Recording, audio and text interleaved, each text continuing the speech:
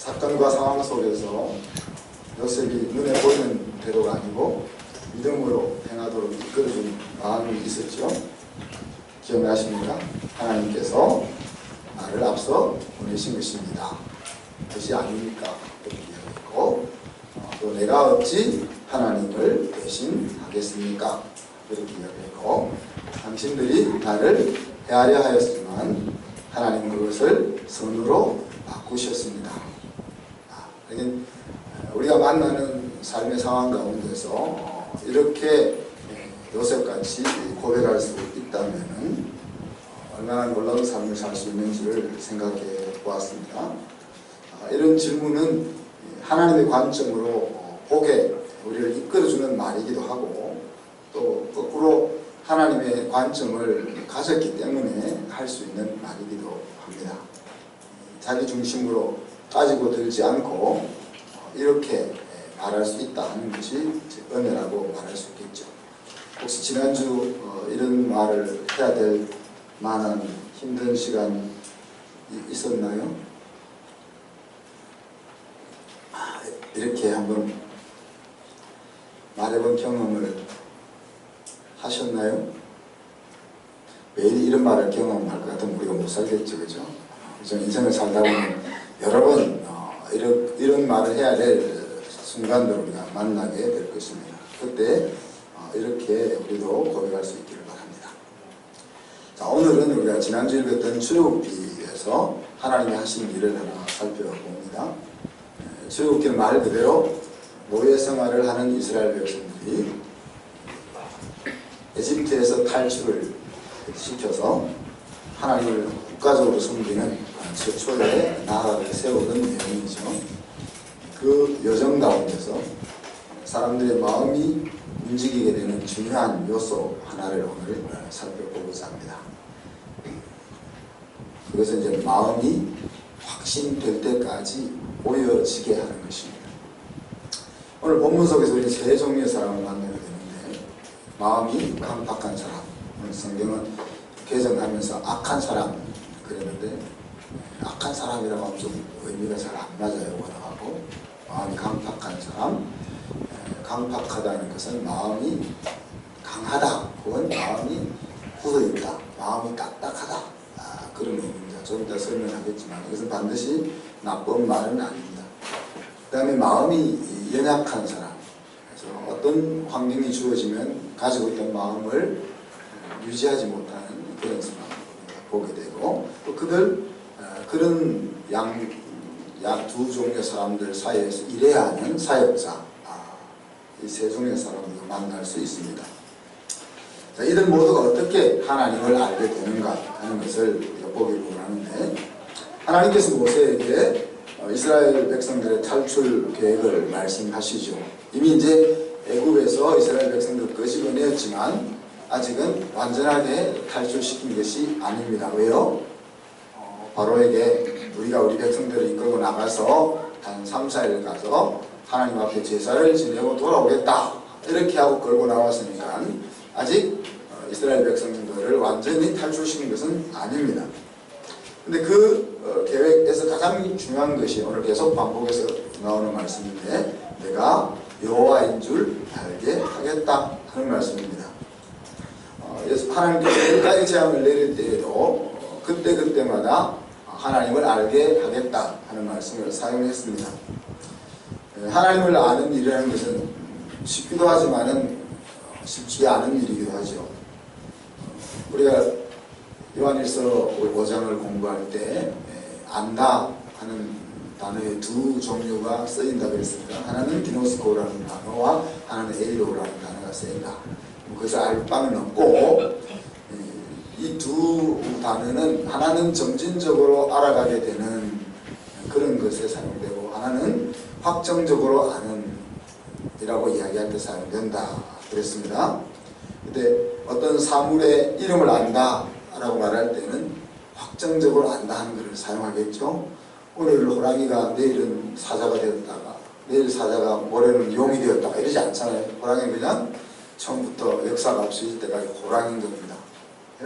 그런 거를 이제 안다 할 때 안다가 있고, 또 어떤 사람을 안다라고 말할 때 사용되는 안다가 있다는 거죠. 여러분이 결혼하기 전에 알았던 여러분의 배우자랑 지금 배우자랑 다르잖아요.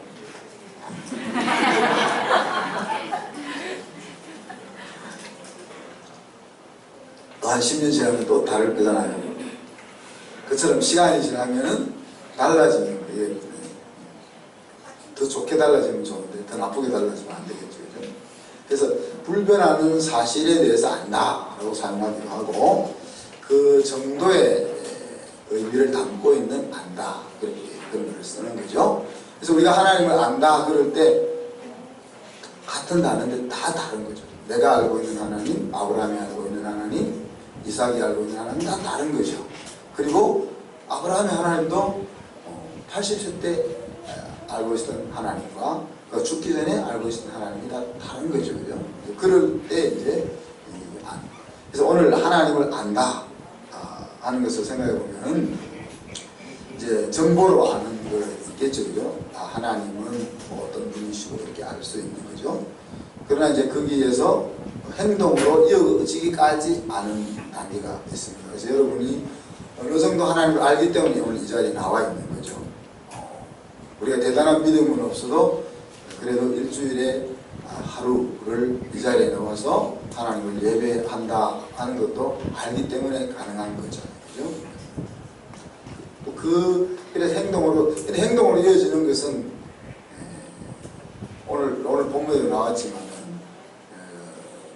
바로 왕이 하나님을 알고 이스라엘 백성들을 그래 제사 지내러 가라 그랬지만은 그때 하나님을 안다 하는 것하고 마음까지 하나님을 안다 하는 것하고는 또 다르잖아요. 모세가 하나님이 모세의 마음을 알고 모세가 하나님의 마음을 알고 할 때 또 아는 건 또 다르단 말이에요. 그러니까 마음으로 공감하기까지 안다 하는 것이 또 있는 거예요. 자, 바로가 하나님을 알게 하기까지 하나님은 어떻게 하셨습니까? 1단계는 이스라엘 백성 모두를 광야로 나가게 허락하기까지 마음을 강팍하게 했잖아요. 그래서 예를 들어서 이 바로에 대해서 먼저 좀 설명해 볼까요? 이 바로는 어떤 바로인가 하니까 바로라는 말은 우리나라 말은 왕이라는 그런 거예요. 이름이 아니고 왕이라는 말이거든요. 요셉을 알지 못하는 왕이 출애굽기 1장에 등장합니다. 그 사람은 이제 역사에서는 투트모스 1세라 그렇게 이야기하고 이집트의 가장 강성했던 18왕조의 세 번째 왕이 이 투트모스 1세고 그 왕이 이제 모세가 태어날 때의 왕입니다.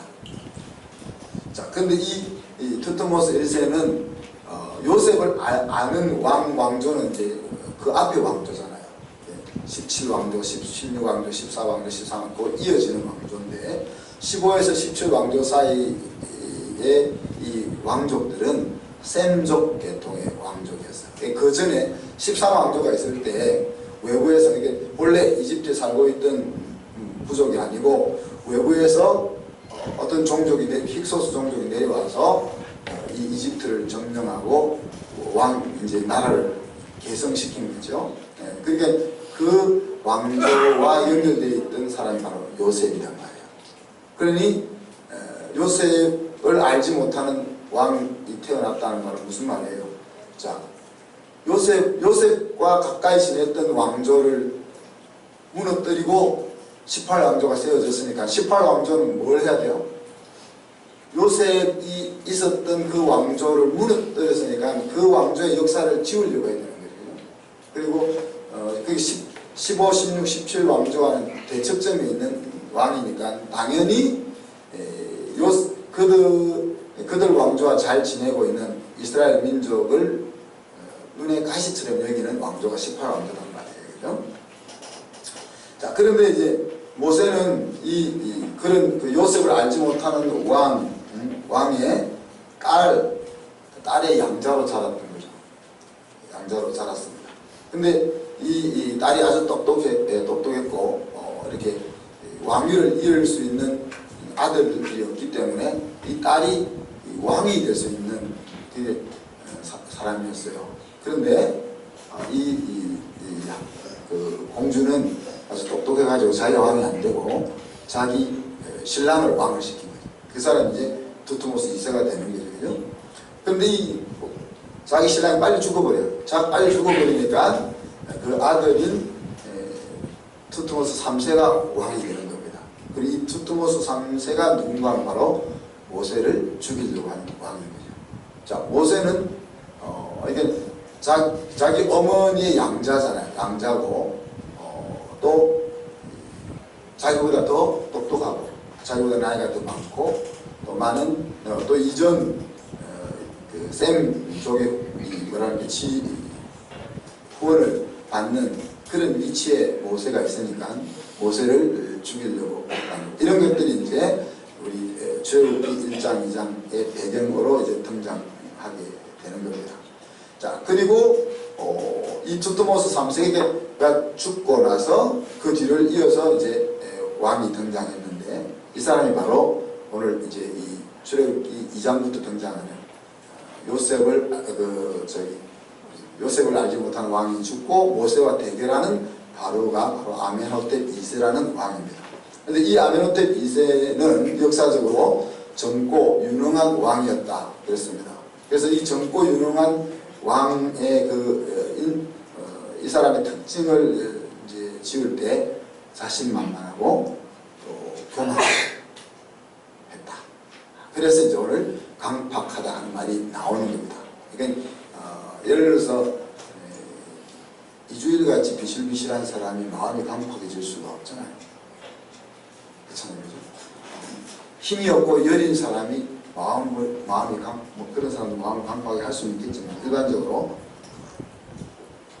자신만만하고 똑똑하니까 어떤 생각을 가질 수 있는 거죠?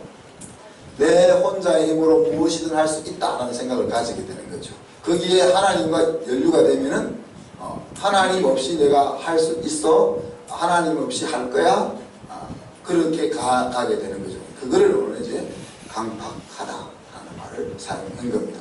근데 이 강팍하다는 말은 그냥 이런 데만 쓰인 것이 아니고 여호수아에게 하나님이 마음을 강하게 하고 담대히 하라 할 때 똑같은 말을 쓴 거예요. 그러니까 이제 근데 자기가 스스로 강한 힘을 가지고 있는 것이 긍정적으로 사용하게 되면 하나님의 나라를 위해서 용맹스럽게 사용될 수도 있는 것이고, 이것이 오늘 바로왕처럼 부정적으로 사용되게 되면은 마음을 굳게 해서 하나님의 말씀을 듣지 않고 자기의 힘과 자기의 능력을 과시하는 쪽으로 갈 수 있는 이런 여지가 있는 것입니다.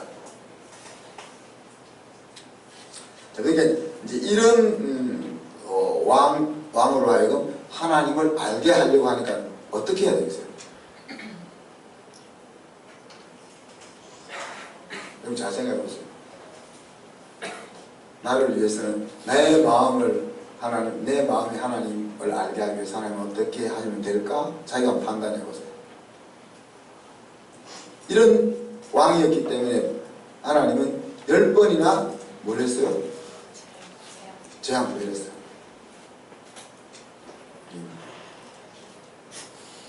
성서경제 같으면 재앙 조금만 내리면 그냥 하나님 알았습니다 딱 할 거 아니에요. 어떤 사람은 지적하면 상처가 될 것 같아요. 어떤 사람은 10번 내려야 이제 이게 내가 하나님 알았습니다 이럴 수 있는 거죠. 근데 이제 이 바로왕은 그렇게 똑똑하고 이렇게 강한 왕이었기 때문에 이런 방법을 하나님이 쓸 수밖에 없었다 하는 이야기입니다. 자, 그리고 이제 그래서 이제 광야로 나오도록 하나님이 이끌었잖아요. 그러고 나서 거기서 끝나는 것이 아니고 자기들이 내렸던 행동을 후회하고 주변 나라들까지 이스라엘을 건드리지 못하게 하는 일들을 하나님이 진행을 해 나가시는 거죠. 그리고 또 이 일을 통해서 하나님의 백성, 이스라엘 백성들도 하나님을 알게 하려고 한다 하는 내용들이 이제 오늘 본문 속에 쭉 나오는 것입니다. 하나님이 사용했던 방법은 바로의 마음을 강팍하게 하는 것이었습니다. 그 가운데서 기적을 보여주고 이스라엘과 애굽 사람들이 기적 가운데서 구별되는 것도 보여주었습니다. 마침내 더 이상 거역할 수 없는 고통도 경험하게 했습니다. 아들이 죽는, 장자가 죽는 그런 고통을 겪게 해서 더 이상 자기의 그 똑똑하고 강함을 가지고 하나님 앞에 대적할 수 없는 경험까지를 하게 했습니다. 그래서 이스라엘 백성이 이집트에서 나올 수 있게 된 것이죠. 그렇지만 아직 하나가 더 남아 있습니다. 뭡니까? 하나님을 향하여 저항하려고 하는 그 싹을 아예 잘라버리는 일이 남아있는 거죠. 그 일을 오늘 하나님이 이제 하시는 거예요. 오늘 오전에 보니까 어떤 이스라엘 백성들이 어떤 사람이 이스라엘 백성이 도망한 사실을 바로 왕에게 알렸어요. 그러자 바로와 신하들의 마음이 변하게 되었다라고 이야기하죠. 4절과 8절에 보면 그 앞뒤로 하나님께서 바로의 마음을 강팍해 하셨다. 그런 표현을 사용하고 있습니다.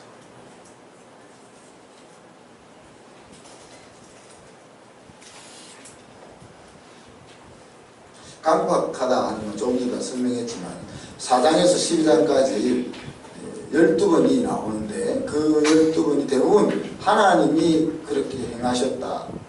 행위자가 하나님으로 등장합니다. 히브리 말은 그 말 자체에 누가 주인이냐 하는 것이다 담겨져 있거든요. 근데 그 12번 중 4번은 수동형으로 쓰여졌습니다. 그리고 수렵게 다른 부분에서도 이제 다른 강팍하게 하자는 다른 말이 5번 쓰였는데 이때는 바로와 하나님이 모두 행위자로 이게 사는데 되게 하나님이 강팍해 하기도 하고 지가 스스로 강팍해 하기도 되게 엉켜있는 단어가 또 쓰이기도 하고 또 다른 강팍하다는 말이 한 번 더 쓰였는데 그것은 또 하나님이 행위자로 쓰이는 그런 부분들이 나옵니다. 자, 근데 여기서 이제 우리가 그 하나님이 하시는 일의 양면성을 보는 거죠. 하나님이 어떤 구원의 역사를 이루어 나가실 때에 당신이 하시는 일과 또 인간이 하는 일, 이 두 가지의 양면을 가지고 있습니다. 이 참 이해하기 힘들고 설명하기 어려운 부분이죠.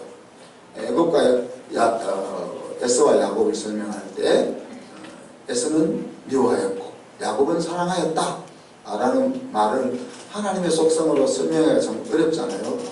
근데 다행히 그 부분은 우리가 어느 정도 이해하기 쉬운 것이 여기서 미워하였다 하는 말이 감정적 언어가 아니고 그냥 자기가 하는 대로 놔두었다. 그래서 이제 신학적 용어로는 유기라는 말을 쓰거든요. 에서는 야곱은 사랑하였고 특별히 이제 언약적 사랑이라는 표현을 써서 야곱은 하나님이 기뻐하는 길을 걸어가지 않으면 몽둥이를 들고 때려서라도 제자리로 돌아오게 그 가야 될 길을 돌아오게 하는 사랑을 하나님께서 야곱에게는 보인다는 이야기고 에서에게는 지가 엉뚱길을 가면 그래 네 인생이 너 가는 길 네 인생이니까 네 갈 대로 가라 그냥 놓아두신다 하는 그런 의미가 이제 미워한다는 거다. 자 그런데 이제 오늘 봤던 이 하나님이 강팍하게 하셨다 하는 건 참 이해하기 힘든 부분이죠. 그죠? 하나님의 큰 손이 역사를 이끌고 있는데 그 큰 손 안에 인간의 그 주도적인 역할, 우리는 무엇이냐 하는 것들, 하나님의 큰 손 사이에는 그 이성으로 완전하게 설명하기 어려운 부분들이 있는 겁니다. 그렇잖아요? 근데 성경은 어리석은 자는 마음에 이르기를 하나님이 없다 그렇게 한다 했고 그래서 또 자문에 보면 하나님이 없다라고 생각하고 행동하는 것이 이제 가장 교만 중에 가장 큰 교만이다 하는 것을 우리에게 보여주고 있고 또 자기 명철을 의지하지 말고 범사의 여호와를 인정하라 하는 이런 말씀들로 우리의 주도성과 하나님의 일하신 사이의 관계를 어렴풋이 우리에게 알려주고 있습니다. 누가복음 8장 15절 말씀에 보면 좋은 땅에 있다는 것은 착하고 좋은 마음으로 말씀을 듣고 지켜 인내로 결실하는 자니 그랬으니까 여기서 이제 좋은 마음으로 말씀을 듣고 그랬잖아요. 그러니까 착하고 좋은 마음이라는 말이 나오잖아요. 그럼 착하고 좋은 마음은 우리가 선량하다 이런 것을 의미하는 게 아니고 어떤 행동을 취하는 것을 가리켜서 성경이 착하고 좋은 마음으로 말하고 있는지를 우리 깨달을 수 있잖아요. 하나님의 말씀을 듣고 그것을 마음속에 잘 간직하고 있는 것을 가리켜서 착하고 좋은 마음을 가진 사람이다. 그렇게 표현하고 있다는 거죠. 그리고 한 가지 더 나아가서 그 간직하고만 있는 것이 아니고 그 하나님의 말씀의 약속이 열매로 내 삶에서 나타나기까지 그 약속을 붙잡고 있다. 그래서 인내로 결실한다는 그런 말이거든요. 하나님의 약속이 내 삶의 현장 속에서 열매로 나타나기까지 그 들었던 말씀을 놓지 않고 간직하고 있다. 이것이 이제 착하고 좋은 마음이라 하는 이야기예요. 그러니까 이제 이 하나님이 강팍해 하셨다 하는 말도 우리가 하나님이 강팍해 했으니까 바로가 뭐 아무리 제가 착한 마음을 먹으려고 해도 어떻게 하나님을 대적 안 할 수 있겠냐 이런 관점에서 볼 수 없다는 거예요. 그래서 이 양면성을 가지고 있다. 자, 종합하면 자기 능력을 과신하는 사람은 하나님의 말씀을 받을 마음이 되지 못한다는 걸 우리가 볼 수 있는 겁니다. 그래서 바울은 세상에 지혜 있는 자에게는 십자가는 어리석게 보이는 것이다. 그렇게 말했죠. 그죠? 저와 여러분이 우리의 능력을 내세우지 않고 하나님을 듣는 마음을 가지게 된 것이 얼마나 큰 은혜냐 하는 결론에 우리가 이를 수 있는 겁니다. 여러분, 저와 여러분 중에 바보는 별로 없는 것 같잖아요. 다 제법 똑똑해 보이잖아요. 제법 똑똑한 우리를 의지하지 않고 하나님이 안 계시면 안 돼 라고 이렇게 좋은 마음을 가지는 자리로 나오게 되는 것은 정말 이해할 수 없는, 설명할 수 없는 은혜다. 이렇게 볼 수 있는 겁니다. 자, 이렇게 바로와 애굽 사람들과 주변 열방들이 하나님을 알게 하셨다. 물론 이 열방들과 바로가 아는 그 하나님은 우리가 인격적으로 하나님을 아는 그런 자리까지 나아온 것을 말하지는 않죠. 자, 이제 그들에게는 이 정도였는데 이스라엘 백성들은 어떠했습니까? 10절에 보니까 이스라엘 자손이 애굽 사람들이 추격하는 것을 보았습니다. 추격하는 것을 보고 11절, 12절에 우리가 잘하는 거, 성경을 안 봐도 될 거예요. 그냥 내가 어떻게 하는지 딱 생각해보면 떠오를 수 있는 내용입니다. 뭡니까? 원망하는 거죠. 이것이 이제 보통 사람들의 마음입니다. 아무리 좋은 일을 만났고 아무리 좋은 약속을 가지고 있어 일단 내 삶의 현장에서 어려움이 닥쳐오고 위기를 만나게 되면 먼저 나오는 반응이 원망, 불평, 이게 튀어나오는 거죠. 자, 그러니까 믿음을 사용하지 않고 육신으로 행할 때 우리의 모습입니다.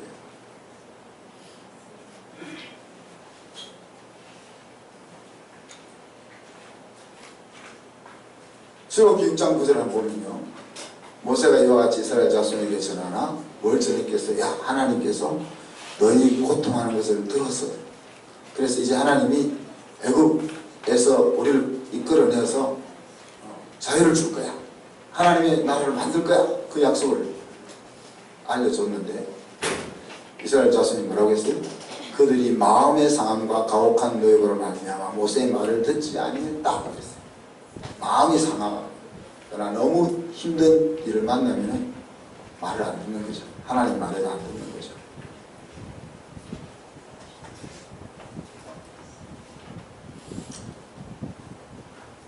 가나안으로 가는 노정에서 40년 동안 성경은 10번이나 체육되고 10번이나 민수기에 가보면 10번이나 너희들이 크게 마음을 바꾸어 하나님을 원망했다라고 표현합니다. 그러니까 하나님이 얘들 내가 이집트에서 건져낸 것을 내가 잘못했어 라는 생각이 들 정도로 이렇게 원망한 것이 10번이나 됐다. 그러니까 짜잘한 거는 얼마나 많았겠습니까?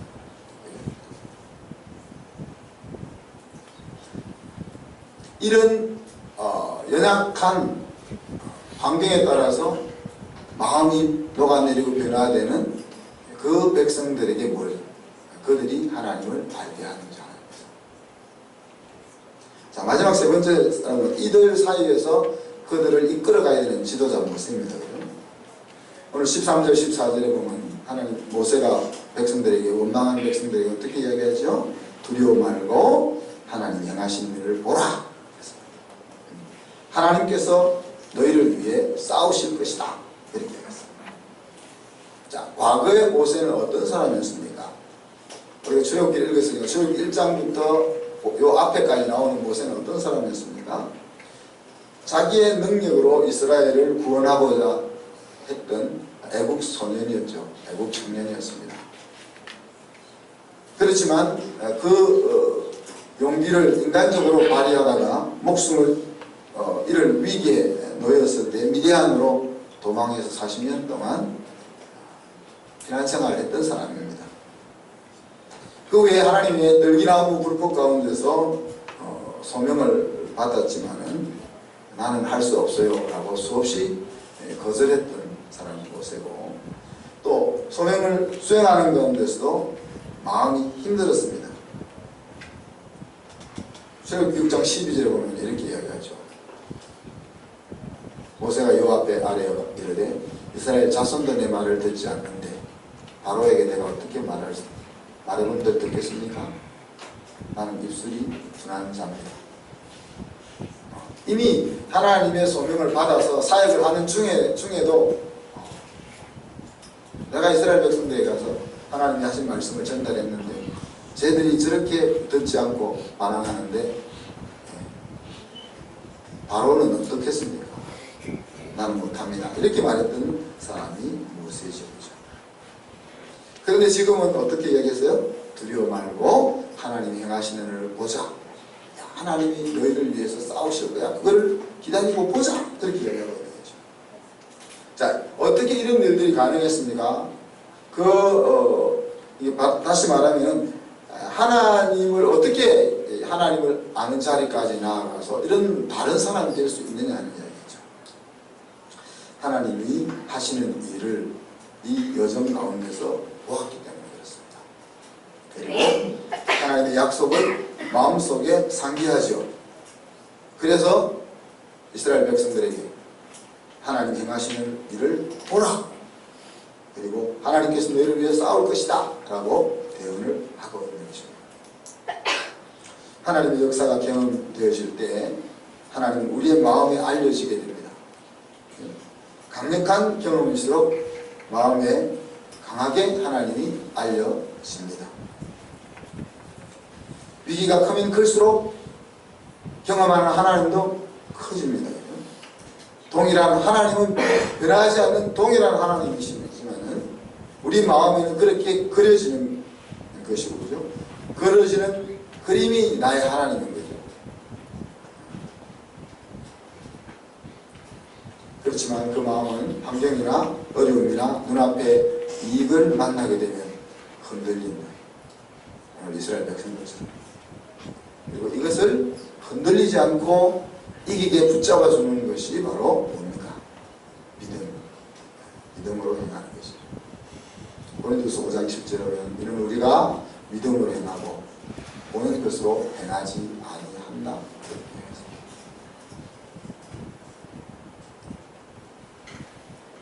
하나님을 아는 지식은 변화하기 마련입니다. 그렇죠?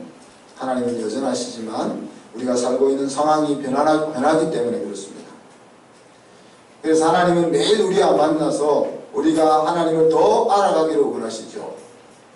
매일 우리가 하나님을 더 알아가면 상황이 변해도 우리의 마음은 흔들리지 아니하고 오늘 모세처럼 믿음을 사용해서 하나님의 관점으로 바라볼 수가 있을 것입니다. 그러나 하나님과 만나는 시간을 중지하게 되면 그 자리에 다른 것이 들어오게 되죠. 다른 사람의 이야기를 자주 듣다 보면 그 사람에 대한 의혹이 점점 늘어나게 되고 이해하기 어려운 사건과 연루되어지면 관계까지 의심이 가게 되는 것이다. 만약 우리가 하나님과 매일 만나지 않는다면 그 자리에 누군가가 들어온다는 얘기죠. 그 자리에 세상에 무언가가 들어오는 것, 세상에 어떤 소리가 들어오는 거죠. 그 소리를 자꾸 듣다 보면 어떻게 되는 거죠? 마치 아담과 하와가 사단의 게임을 자꾸 듣다 보니까 그럴까? 이렇게 생각이 들었던 것처럼